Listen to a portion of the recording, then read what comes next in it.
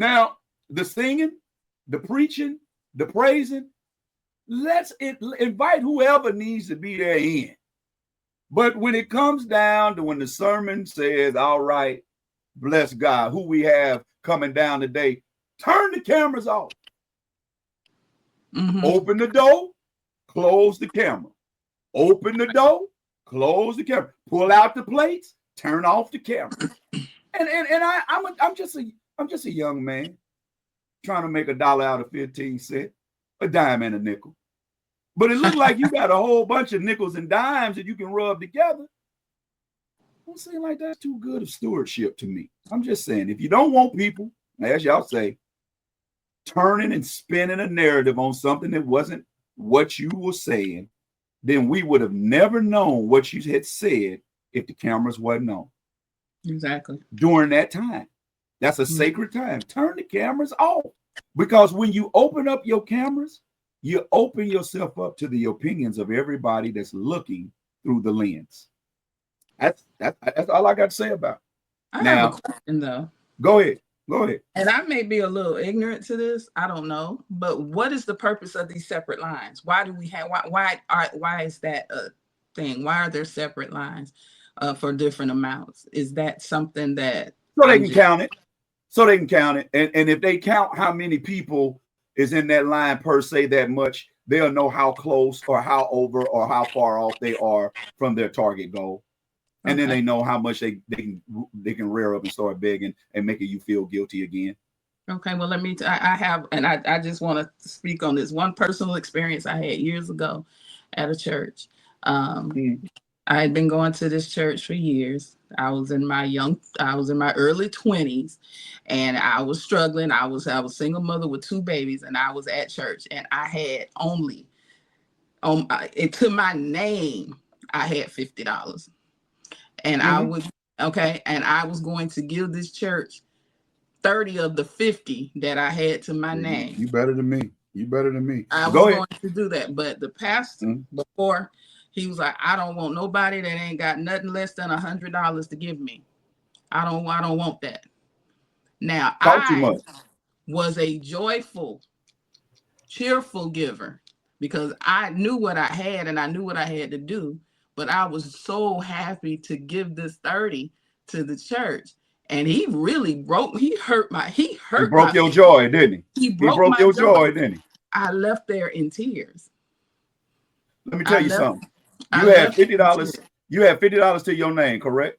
I did. By per the word, your 10%, that was $5. I know that. I know what I was doing. That's what I was doing. You was going above and beyond. No, that ain't at you. That's for people watching. See, the lesson ain't for you, Tammy. See, I know you can't argue back tonight. The lesson ain't for you, Tammy. So when I'm talking, close the door, close them lips, hold them together. When I get ready to rear up, I need you to sit back. I need you to hold the envelope because that ain't what I'm talking about. Whoa. Well, you know, my throat a little scratchy and I'm a little under the weather, so I ain't got the comebacks like I would normally have. But what I just did stimulated what we looked at on the video, Bishop Winans. That's how it looked. That's how you shut that lady down. Arthur Nikki Nicole, God bless. How you doing? Adrian Nicole, what's up there? Adrian and Music Box, how y'all doing? So yeah, man. So that's all I was gonna say about that. I'm not coming to openly bash a man of God that I wasn't in the service. I just wanted to give some advice to the two Marvins, Marvin Sapp and Marvin Winans. If you turn the camera off doing sacred portions of service, we'll never know you guys' business. Turn the cameras off. Tammy, have you ever liked a person? They smile was everything. Their eyes made your eyes light up. The way they smelled just made you think of grandma's homemade apple pie. Just the way they walked felt like poetry came off the Broadway stage right into your presence. And then all of a sudden, they spoke. Oh man, you was the deal breaker. Oh yeah. Oh yeah. Sometimes we will talk ourselves out of a good deal. Absolutely. Yeah.